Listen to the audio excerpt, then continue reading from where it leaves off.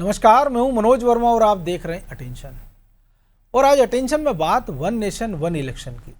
आज देश उस ऐतिहासिक मोड़ पर है जो भारतीय लोकतंत्र की दिशा और दशा हमेशा के लिए बदल सकता है।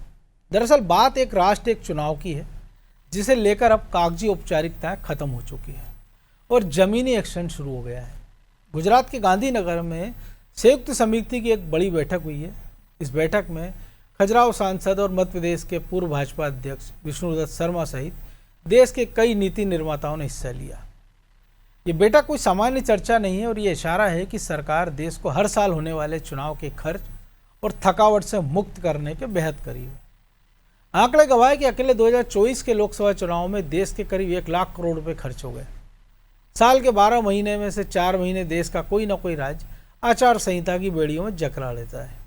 विकास कार्य ठप हो जाते हैं, शिक्षक पढ़ाने की बजाय वोटर लिस्ट सुधारते हैं, सुरक्षा बल सीमा छोड़कर चुनावी राज्यों के चक्कर काटते हैं।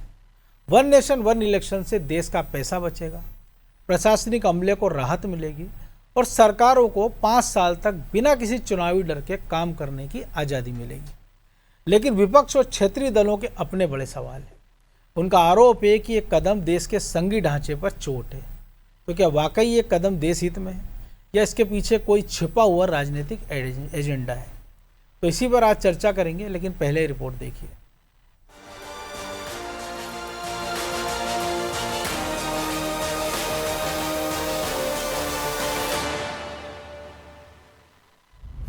वन नेशन वन इलेक्शन की तैयारी, संयुक्त संसदीय समिति की बैठकें जारी। वन नेशन वन इलेक्शन यानी पूरे देश में लोकसभा और विधानसभा चुनाव एक साथ कराने का ये विचार अब सिर्फ राजनीतिक नारा नहीं बल्कि जमीन पर आगे बढ़ती प्रक्रिया बनता दिखाई दे रहा है।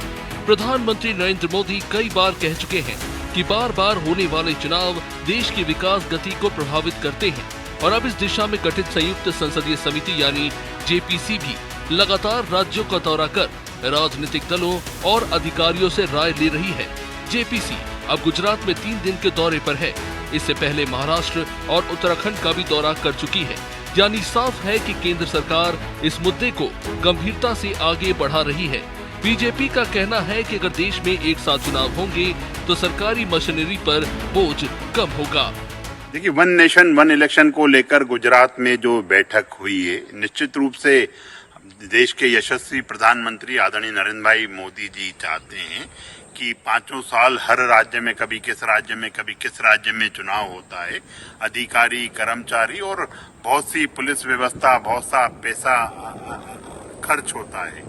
तो निश्चित रूप से उस खर्च को कटौती करने के लिए जो वन नेशन वन इलेक्शन की थ्योरी है उस पर पूरे देश को जाना चाहिए। वैसे देश में एक साथ चुनाव कोई नई व्यवस्था नहीं।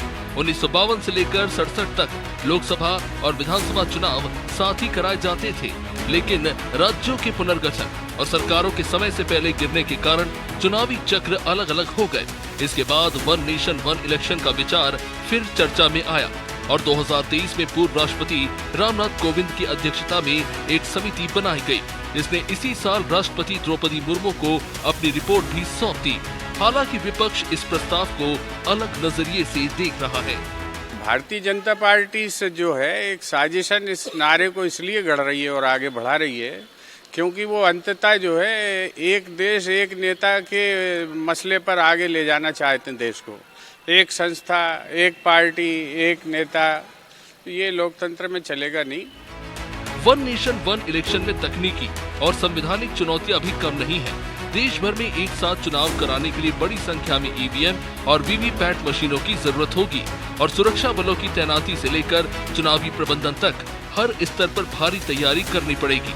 और सबसे बड़ी चुनौती यही है कि अगर किसी राज्य की सरकार बीच कार्यकाल में गिर जाए तो फिर चुनावी चक्र को कैसे संतुलित रखा जाएगा। फिलहाल वन नेशन वन इलेक्शन पर बैठकों का दौर जारी है और इन बैठकों के नतीजे आने वाले दिनों में साफ नजर आएंगे। ब्यूरो रिपोर्ट, अनाती टीवी।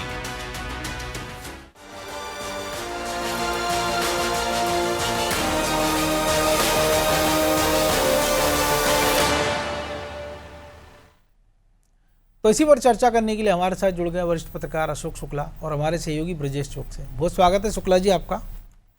धन्यवाद। वन नेशन वन इलेक्शन फिर एक बार कवायद शुरू। एक बिल तो आ ही चुका है 2024 में, और अब 5 राज्यों के चुनाव हो चुके हैं। तो अब मान लिया जाए कि सरकार इसको गंभीरता से आगे बढ़ रही है, क्योंकि जेपीसी का गठन तो हो ही चुका है इसको लेकर। लेकिन ये जो बार बार आरोप लगते रहते हैं कि सत्तारूढ़ पार्टी इसका फ़ायदा उठाना चाहती है, तो अभी 5 राज्यों के इलेक्शन में हमने देखा है कि तमिलनाडु में आप देख लीजिए, केरल में देख लीजिए, बीजेपी की खाता जरूर खुला केरल में, लेकिन तमिलनाडु में 11% वोट शेयर से 3% पे आ गया। तो ज़रूरी थोड़ी एक नेता को आप पूरे देश में उसकी लोकप्रियता का लाभ ले सकें।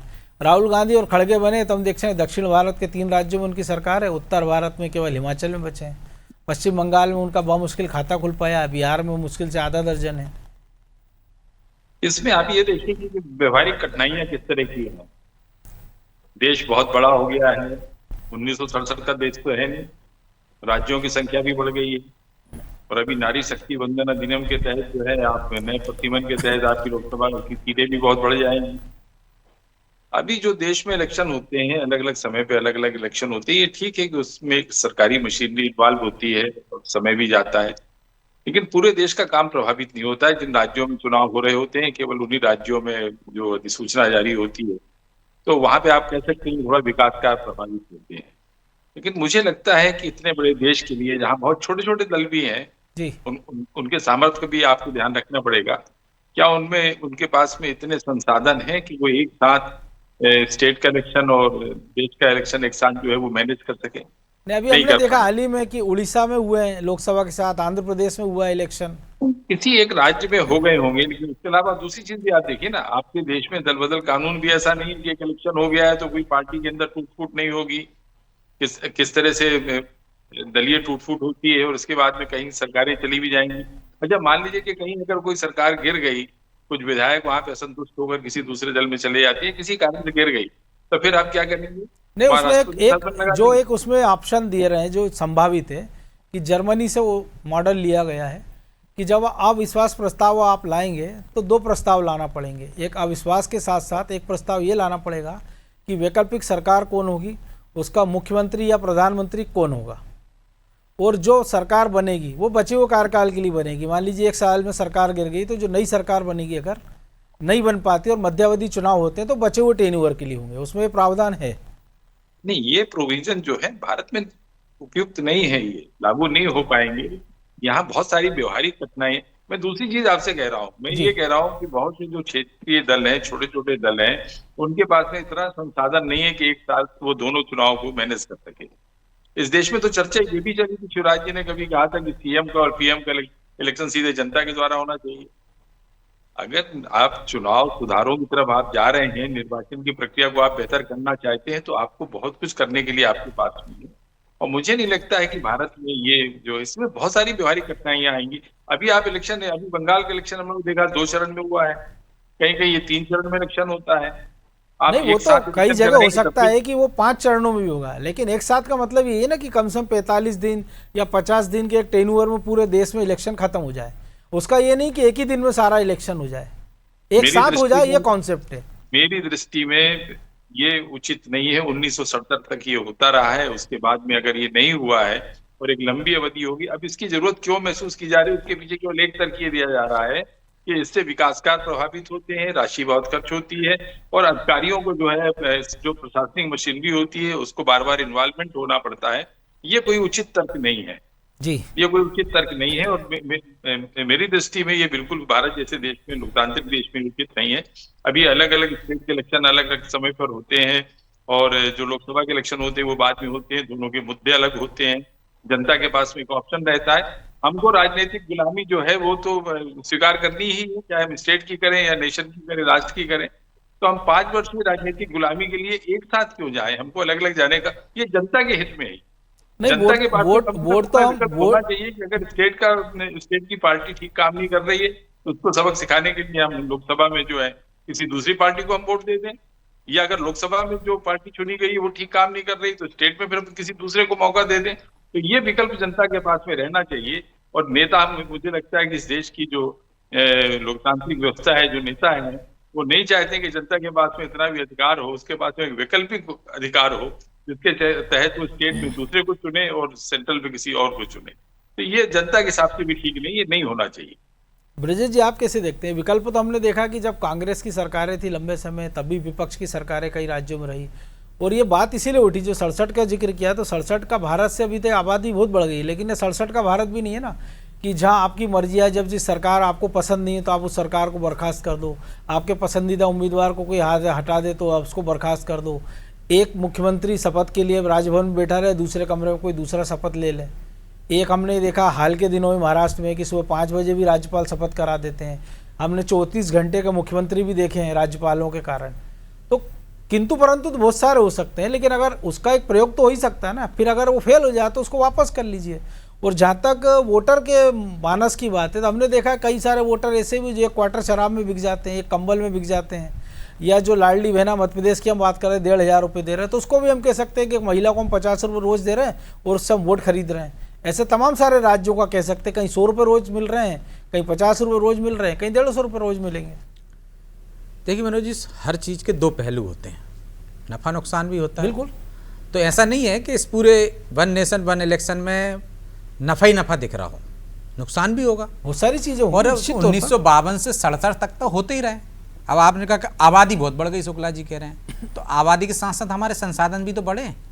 हम उस परिस्थिति में तो आ गए। ऐसा तो नहीं है कि हमारी सिर्फ आबादी बढ़ी ही, बाकी हमारे पास तकनीक ना बढ़ी हो, संसाधन ना बढ़े हों, अमला ना बढ़ा हो, और चुनाव आयोग जैसी संस्था। और जो आपने कहा कि क्षेत्रीय दलों, निश्चित तौर पर क्षेत्रीय दलों को थोड़ा संकट हो सकता है, लेकिन उनको भी फायदा है।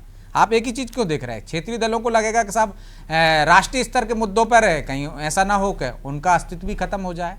तो हमने इसके बावजूद भी देखा है कि जब चुनाव हुए हैं, जिन राज्यों में लोकसभा के साथ चुनाव होते हैं, वहाँ क्षेत्रीय दल भी चुने जाते हैं। तो जनता बड़ी समझदार है। आप मतदाता को ना समझ क्यों समझ रहे हो? यदि उसको चुनना है क्षेत्र में तो वो चुन सकती है। आप देखिए, नगरीय निकाय चुनाव देख लीजिए, पंचायत चुनाव देख लीजिए। चलिए, पंचायत चुनाव में सिंबल से नहीं होता है, नगरीय निकाय चुनाव में होता है। बिल्कुल। आप वहाँ सरकारें किसी की होती हैं और नगरीय निकाय में किसी और का कब्जा होता है, परिषद किसी की बनती है परिषद और किसी की महापौर बनती किसी है, का बन महापौर जाता है। किसी का बनता है। तो जनता की समझ पे इस तरह से सवाल मुझे नहीं हमने लगता लोकसभा कि में जायज हो देखा सकता कि है। 3 लोकसभा में चुनाव देखा। तक दिल्ली में बीजेपी के क्या हाल थे और कांग्रेस के, लेकिन लोकसभा में पूरी सीटें जीती उन्होंने। अरे आप राजस्थान में लेकिन देख लीजिए, विधानसभा चुनाव उत्तर हार रहे प्रदेश थे। में देख लीजिए, विधानसभा चुनाव होते हैं, उसके बाद तत्काल बाद लोकसभा के चुनाव होते हैं। मध्य प्रदेश में 2018 में देख लीजिए, कांग्रेस की सरकार बनती है, लेकिन लोकसभा में 29 सीट हार जाते हैं। तो जनता अपने विवेक पर मतदान करती है। रही बात कि इससे क्यों ऐतराज, तो यदि ये कहो कि साहब 5 साल चलते तो निश्चित तौर पर यदि छोटे राजनीतिक दल खर्च कहाँ से करेंगे? शुक्ला जी कह रहे थे। आप देखिए, छोटे राजनीतिक जो दल हैं, छोटे दल हैं, यदि वहाँ लोकसभा और विधानसभा के चुनाव होंगे तो आपको प्रचार भी कम करने जगह जाना पड़ेगा ना, आपके संसाधन भी कम लगेंगे, तो खर्चे तो कटौती होगी ना। आप सांसद का प्रचार भी करेंगे, आप विधायक का प्रचार भी करेंगे, तो अमला भी आपको कम लगेगा, पैसे भी खर्च होंगे। आपको मतदाता को खरीदना भी है, मान के चलिए जो आपने बताया कि शराब में बिक जाता है, उसमें बिक जाता है, तो एक ही बार खरीदना पड़ेगा, 2 बार नहीं खरीदना पड़ेगा। वही सारी चीज़ें हैं ना, यदि हम उस दिशा में भी जाएँ तो यदि वन नेशन वन इलेक्शन होता है तो निश्चित तौर पर उसके फायदे भी हैं। आप देखिए, राज्यों के चुनाव होते हैं तो प्रधानमंत्री से लेके पूरी मशीनरी और पूरी सरकार उसमें लग जाती है। स्पेशल पैकेज देते हैं भाई, बिहार में है तो बिहार को स्पेशल पैकेज दे दिया, आंध्र प्रदेश में तो आंध्र प्रदेश को दे दिया। समानता का भाव कहाँ है? उन राज्यों के लिए आप बजट में स्पेशल प्रावधान कर देते हैं। पश्चिम बंगाल के भाई 5 साल में चुनाव हर एक अपनी बैसाखी की कीमत हाँ, वसूलता है ना, कि अगर हमारी बैसाखी से आप चल रहे हो तो हमें आपको कीमत देना जब पड़ेगी। 5 साल में होंगे तो निश्चित तौर पर नेताओं को 5 साल बाद जाना पड़ेगा। हो सकता है वो निरंकुश हो जाएंगे, भाई हम तो 5 साल बाद ही जाएंगे, अब क्या है, बीच बीच में जाना पड़ता है तो जवाबदेही ज़्यादा हो जाती है आप पे कि भैया हमको फिर जाना है। लेकिन दूसरे राज्यों में विविधता वाला भारत है ना, यदि आप यहाँ पर कुछ कर रहे हैं तो उसका असर पश्चिम बंगाल में होगा, निश्चित तौर पर नहीं होता। मनोज जी, आप देखिए, ध्रुवीकरण कुछ क्षेत्रों में हो जाता है, दूसरे क्षेत्रों में नहीं होता। हम देखते हैं कि एक साथ लोकसभा के चुनाव होते हैं तो लोकसभा में किसी राज्य में अलग मुद्दे रहते हैं, दूसरे राज्य में अलग हो जाते हैं। यदि उत्तर प्रदेश चले जाओ तो 20-80 का फार्मूला हो जाता है, लेकिन बाकी राज्यों में वो फार्मूला काम करता है क्या? यदि गौ सेवा की बात करो, हिंदुत्व की बात करो, तो एक बेल्ट में काम करता है, दूसरे में नहीं करता है। तो ये तमाम चीज़ें हैं, भारत में विविधता वाला है, लेकिन वन नेशन वन इलेक्शन से कुछ तो फायदे होंगे। और ये कोई इस वजह से नहीं हुआ कि जनता ने, आपने कहा कि एक साथ चुनाव हो रहा है, आप जो सरकारें रही हैं उनकी नाकामियों की वजह से आपने बर्खास्त कर दिया, आपने बीच में मिड टाइम में चुनाव करा दिए, राष्ट्रपति शासन लगा दिया, नहीं तो हो ही रहे थे। और यदि वो सिस्टम चलता रहता तो क्या आज तकलीफ हो जाती? आज वैसी राजनीति नहीं होती क्या? तो आप देखिए, लगातार 5 साल चुनाव होने से यदि कोई ये कहे कि कोई फर्क नहीं पड़ता, तो फर्क तो पड़ता है। काम पे फर्क पड़ता है, फोकस पे फर्क पड़ता है और खर्चों पे तो पड़ता ही है। एक साथ चुनाव होंगे तो निश्चित तौर पर उससे देश की जनता को फायदा ही होगा। हाँ, खतरा जरूर है, क्षेत्रीय दलों को लगता है कि खतरा है, लेकिन जनता का मानस वैसा बन जाएगा तो क्षेत्रीय दल भी सरवाइव कर जाएंगे। डर की वजह से तो लोग विरोध करते ही हैं। और एक पक्ष को लग रहा है, मान के चलिए एक समय जब होते थे तब नेहरू जी थे ना, तो उनका नेता यदि विपक्ष को लगता है कि आज प्रधानमंत्री, जो हम कांग्रेस के प्रवक्ता को सुन रहे थे कि साहब उनके पास एक चेहरा ऐसा है, उससे डर, तो प्रधानमंत्री जी के बाद भी तो कोई दूसरा चेहरा आएगा। हो सकता है विपक्ष के पास ऐसा चेहरा आ जाए। ये तो हमने देखा, नेहरू जी थे, इंदिरा जी थी, विपक्ष के पास ऐसा चेहरा आ जाए जो ये वन नेशन वन इलेक्शन ला रहे हैं, उनको नुकसान हो सके। तो ये भविष्य में क्या होगा उस पर छोड़कर सिर्फ इस आधार पर विरोध करना कि अभी हमारी लोकप्रियता कम है, अभी मोदी का चेहरा है, तो ऐसा कोई है नहीं कि मोदी के चेहरे पे बाकी के राज्यों में, पूरे देश में ही सरकार आ गई हो सकता है इसका नुकसान भी हो सकता है सत्ता पक्ष को और इसका फायदा भी हो सकता है, बैकफायर भी हो जाता है। लेकिन शुक्ला जी, हमने देखा है जो आपने जिक्र किया कि 67 के बाद भी हमने देखा है, या जनसंघ की हम बात करें तो भी क्षेत्रीय दल के रूप में उभार हुआ, सोशलिस्ट हैं, तमाम सारे दल हैं, वो कांग्रेस के उभार के दिनों में वो गठित हुए, लेकिन बाद में उन्होंने अपनी नीति, अपनी पॉलिसीज, अब जैसे आंध्र प्रदेश की हम बात करें 6 दशक तक कांग्रेस के उस रिजिम में जब कहा जाता था कि कुत्ते की पूंछ को झंडा बांध दो, कांग्रेस का जीत सकता है, बिजली का पोल जीत सकता है, उस दौर में हमने देखा आंध्र प्रदेश से वो खत्म हो गए। उस दौर में हमने देखा पश्चिम बंगाल से खत्म हुए, पहले कम्युनिस्ट, फिर टीएमसी, अब बीजेपी आ गई। दिल्ली में 15 साल उन्होंने शासन किया, 3 चुनाव से उनका खाता नहीं खुल रहा है। तो वोटर तो समझदार है, उसको समझ में आता है किस मुद्दे पर किसको वोट देना है। हमने दिल्ली में भी देखा कि 3 बार वो केजरीवाल को वोट देता है, बीजेपी को कभी 8 सीट 3 सीट मिलती है, लेकिन वो 5-5 पूरी सीटें वो बीजेपी को मिल जाती है। ऐसे तमाम सारे राज्यों में हमने समाजवादी पार्टी हो, जेडी हो, आरजेडी हो, तमाम सारे क्षेत्रीय दलों का गठन भी उस समय देखा जब कांग्रेस पावर में रही है। ये देखिए, कांग्रेस पावर में थी तो क्या वो 1975 का वो समय छोड़ दें आप, जब आपातकाल की घोषणा हुई थी, उसके पहले राजनीतिक दलों के सफाई की बात तो नहीं होती थी ना। मैं किसी पार्टी का घोषणा नहीं कर रहा हूँ। जी जी, इधर देखिए, जब आप कहते हैं कि कांग्रेस मुक्त भारत बनाना है, ये क्षेत्रीय दल आपके निशाने पर होते हैं, क्षेत्रीय दलों का वजूद आज संकट में है, और जब आप एक नेशनल इलेक्शन की बात करते हैं तो जो लेवल प्लेइंग फील्ड है वो इक्वल है क्या? वो भी नहीं है। फिर आप 2 इलेक्शन तो एक साथ करा लेंगे आप, विधानसभा की, लोकसभा की। इस देश में नाना प्रकार के इलेक्शन होते हैं, पंचायतों के इलेक्शन होते हैं, स्वायत्त संस्थाओं के इलेक्शन होते हैं, मंडी के इलेक्शन होते हैं, पता नहीं कितने तरह के इलेक्शन होते हैं। इन सारे इलेक्शन का क्या होगा? क्या इनके इलेक्शन फिर बंद हो जाएंगे? नहीं, इसके लिए तो अलग है ना। उन्होंने इसमें ये कि इस वन नेशन वन इलेक्शन के बाद 100 दिन के अंदर आपको नगरीय निकाय के चुनाव करना है। हम तो देख रहे हैं सहकारिता के चुनाव 15 साल से नहीं हुए मध्य प्रदेश में। देखिए मनोज जी, 1967 में क्या स्थिति थी और आज क्या स्थिति है, आप इसको हवाला देकर, इसको आधार बनाकर के 1967 में ऐसा होता था और अब फिर से ऐसा होगा, तो 1967 में इतना झूठ नहीं बोला जाता था जितना झूठ आज की राजनीति में बोला जाता है। मुझे लगता है कि वन नेशन वन इलेक्शन के चुनाव होंगे तो एक ही झूठ से सारा काम चल जाएगा। अभी आपको राज्यों में जाके दूसरे तरह का झूठ बोलना पड़ता है, फिर जब आपके नेशन के लोकसभा के इलेक्शन होंगे तो दूसरे तरह का झूठ बोलिए, फिर नगरीय चुनाव होंगे तो फिर झूठ बोलिए। तो तरह तरह के झूठ से बचने के लिए आपको लग रहा है सोशल मीडिया के दौर में कोई झूठ बोल के नेता वर्ग ला सकता है? क्योंकि आप हम मीडिया पे भले ना दिखाएं, लेकिन देश में 110 करोड़ मोबाइल फोन है, जिसमें से 90 करोड़ लोगों के पास अपना स्मार्टफोन है। वो खुद ही पत्रकार बना हुआ, उसके बाद सूचना है, भले छन के आ रही हो, बिना उसके आ रही हो, गलत आ रही, सही आ रही हो, लेकिन आ तो रही है उस तक सूचना है। मनोज जी, इस देश में पूरी राजनीति झूठ की बुनियाद पे बनी हुई है। ये कहते हैं जनता की सेवा के लिए ये सब कर रहे हैं। ये तो पूरी दुनिया का दस्तूर हो गया ना, हम देख रहे हैं। उससे महत्वपूर्ण बात नहीं, तो वो आज की बात नहीं है ना, तब भी सबके बेचे जाते थे, आज भी बेचे जा रहे हैं।